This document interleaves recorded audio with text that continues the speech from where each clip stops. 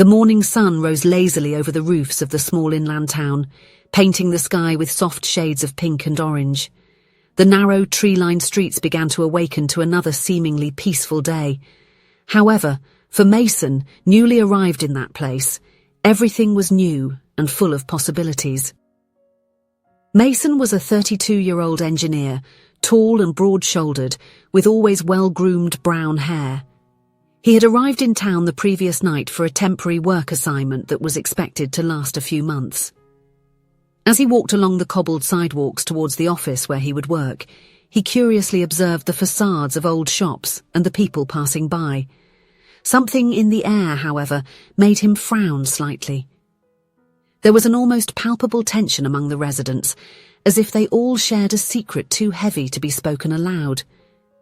The greetings exchanged at street corners seemed forced, the smiles didn't reach the eyes. Mason couldn't explain it, but he felt there was much more to this town than its peaceful appearance suggested. Deciding he needed a coffee before starting his workday, Mason entered a charming cafe on the corner. The aroma of freshly ground beans and fresh bread enveloped him as soon as he opened the door, making his stomach growl in anticipation.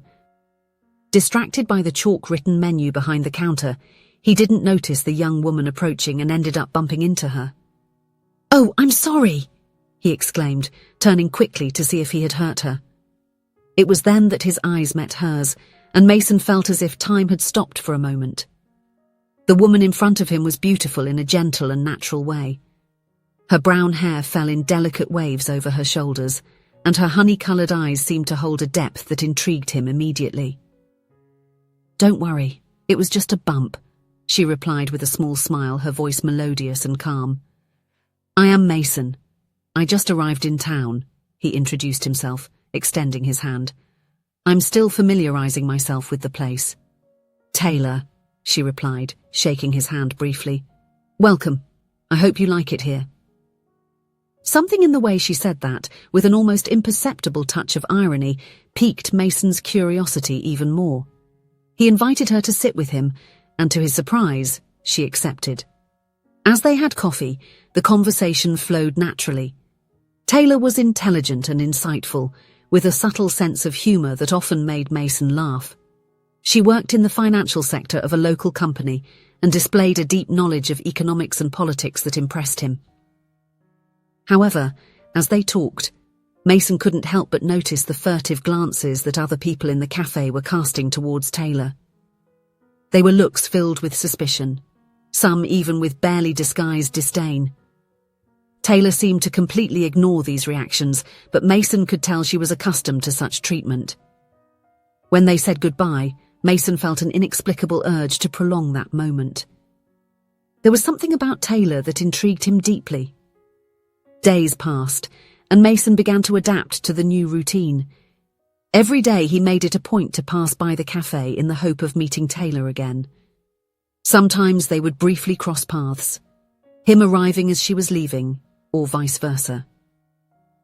On one of these occasions he called out to her again, taking advantage of the fact that she was alone once more. The conversation was brief, but enough to leave him with a smile on his face for the rest of the day. That morning after the coffee, when Mason arrived at the office, he was still thinking about Taylor when one of his new colleagues, a middle-aged man named Robert, approached him with a concerned expression. "I saw you talking with Taylor at the cafe this morning," Robert commented, lowering his voice. "Be careful with her. That woman has destroyed many people's lives around here." Mason frowned, surprised by the warning. "What do you mean? What did she do?" Robert looked around, as if afraid of being overheard. "It's a long story. All I can say is she's not welcome here. If you want some advice, keep your distance." That warning only served to increase Mason's curiosity, because the impression he had of Taylor was of an extraordinary, intelligent and kind person. How could she be the villain that everyone seemed to believe she was? Determined to understand what was going on, Mason decided to address the issue with Taylor discreetly, without wanting to embarrass her. He took a deep breath and carefully asked, "Taylor, can I ask you a somewhat personal question?" She looked at him, surprised, but nodded. It's just that I've noticed people staring at you all the time. Did something happen here in town?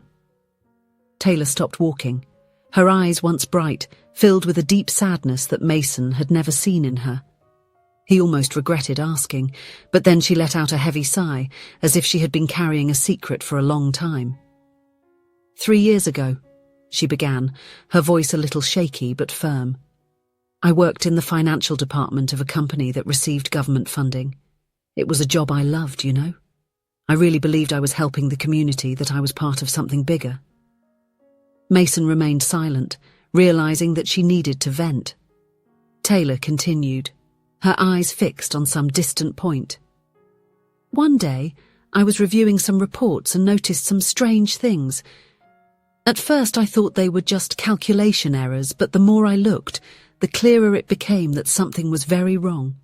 She paused, as if reliving those moments. It was an embezzlement scheme. Well-planned, discreet, but the amounts were huge. And the worst part is that the money was going to local merchants, influential families in the city, people I knew, people I grew up seeing on the street. Mason felt a knot forming in his stomach. He already imagined where the story was going, but did not interrupt. The worst part was discovering that people close to me were involved, Taylor continued, her voice faltering slightly. My own uncle, whom I always admired, was one of the main beneficiaries of the scheme. She closed her eyes for a moment, as if trying to rid herself of the pain of that memory. Suddenly I became the #1 enemy of the town, the traitor who had ruined everything. Mason felt a wave of admiration and compassion for Taylor. The courage she showed in doing the right thing, even knowing the consequences, was impressive. Since then, my life here has been complicated, she continued, her eyes returning to focus on Mason. I've lost friends, received veiled threats, and have basically become a ghost in the town where I was born and raised. Sometimes I feel like people would prefer if I just disappeared. But you stayed, Mason observed, his voice gentle. Why? Taylor gave a sad, almost ironic smile. In the beginning, it was out of stubbornness. I hadn't done anything wrong, so why should I leave? But over time, well, the truth is that all my attempts to get a job elsewhere failed. My name is tarnished. No one wants to hire someone seen as problematic. My friend who helped me report it managed to leave. I didn't. Mason felt a pang of anger upon hearing this. It was unfair that Taylor was stuck there, punished for doing the right thing. Do you regret it? He asked, almost fearing the answer. Taylor looked directly into Mason's eyes, and he saw unwavering determination there. No, not for a second. What they were doing was wrong. It was harming innocent people who depended on that money. I would do it all over again if I had to. Mason was silent for a moment, trying to process everything she had shared. Finally, he said, with a gentle voice but full of conviction, Taylor, you did the right thing. No matter what they say, you had the courage to stand up to something that no one else did. She looked at him, surprised, as if she didn't expect those words. And for the first time since they started talking, Mason saw a small smile form on her lips. At that moment, Mason completely understood why Taylor was so feared in that town. She represented something that many there had forgotten: integrity. In a place where corruption had become the norm, someone who refused to bow down, who insisted on doing the right thing even in the face of the most severe consequences, was a threat. In the days that followed, Mason couldn't stop thinking about Taylor's story. He observed her with new eyes, seeing the strength she carried, the dignity with which she faced hostile looks and malicious whispers. It was as if she carried the weight of the world on her shoulders, but refused to bend under it. An idea began to form in Mason's mind. He had contacts, connections in various companies due to his work as an engineer. Perhaps he could use this to help Taylor start anew somewhere else, away from the judgment and resentment that surrounded her here. Without telling Taylor about his plans, Mason started making calls and sending emails. He spoke about her skills, her experience, her unquestionable integrity. Gradually, the responses began to arrive. Some interested, others cautious. Finally, after weeks of effort, Mason received the news he had been waiting for. A company in the city where he lived was interested in interviewing Taylor for a position in the finance sector. It was a golden opportunity, a real chance for a fresh start. With his heart racing, Mason looked for Taylor. He found her at the same cafe where they had met, sitting alone with a cup of tea, gazing at the street through the window. "Taylor, I have some news for you," he said, sitting down in front of her with a wide smile. She looked at him with curiosity, one eyebrow slightly raised. "What is it, Mason?" He then explained about the vacancy, about the interview, about the real possibility of a new beginning. As he spoke, he saw Taylor's eyes widen, a mix of surprise, hope, and fear crossing her face. "Mason, I don't know what to say," she murmured, her voice choked with emotion. "Why did you do this?" He took her hand across the table, squeezing it gently. "Because you deserve a chance. Because what you did was brave and right, and you shouldn't be punished for it for the rest of your life." Taylor let out a soft sob, tears glistening in her eyes. "Thank you. I don't even know how to express my gratitude." "You don't need to thank me," Mason replied with a gentle smile. "Just promise you'll do your best in this interview." In the weeks that followed, Mason helped Taylor prepare for the interview.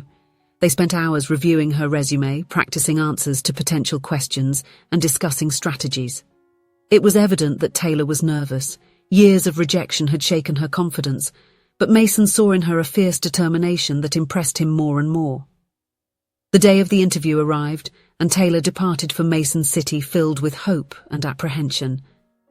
The days that followed were filled with anxious waiting, both for her and for Mason. Finally, after what seemed like an eternity, the call came. Taylor had gotten the job. The news was received with a mix of joy and melancholy. Taylor was radiant at the prospect of a new beginning, but there was a sadness in her eyes at the thought of leaving the city that, despite everything, was still her home. On the day of her departure, Mason accompanied Taylor to the bus station. The bus awaited, ready to take her to her new life. Taylor looked one last time at the city that had so often rejected her, but now her gaze held no bitterness, only a serene acceptance. "You know, Mason," she said, turning to him with a gentle smile, "for a long time I felt trapped here, as if this city was a cage I could never escape from. But now I understand that the real prison was in my mind. I didn't need their approval to move forward." Mason nodded, feeling a lump in his throat. "You're the bravest person I've ever known, Taylor. Never forget that." They hugged, a long and tight embrace that said more than words could express. When they parted, there were tears in both of their eyes. "Thank you for everything, Mason," Taylor said, her voice filled with emotion. "You gave me hope back when I thought I had nothing left." "No, Taylor. It was you who taught me the true meaning of integrity and courage," Mason replied. "Go and show the world who you really are. We'll see each other again soon when I return." With one last smile, Taylor got on the bus. Mason stayed there, watching as the vehicle moved away, taking Taylor toward a future full of possibilities. He knew she would face challenges, that the path wouldn't be easy, but he also knew that if anyone could overcome adversity, it was Taylor. As he walked back to the city centre, Mason reflected on everything that had happened since his arrival. He came to fulfill a work mission and ended up being part of something much bigger. He learned that sometimes doing the right thing comes at a high price, but it is a price worth paying. The small rural town remained there, seemingly unchanged. The same narrow streets, the same old facades, the same people going about their daily routines. But for Mason, everything seemed different now. He saw beyond the surface, understood the complexity of human relationships, the fragility of reputations, the corrosive power of corruption. And above all, he had witnessed the transformative strength of a single act of courage. Taylor, the woman everyone hated, had planted a seed of change in that town, even if many still couldn't see it.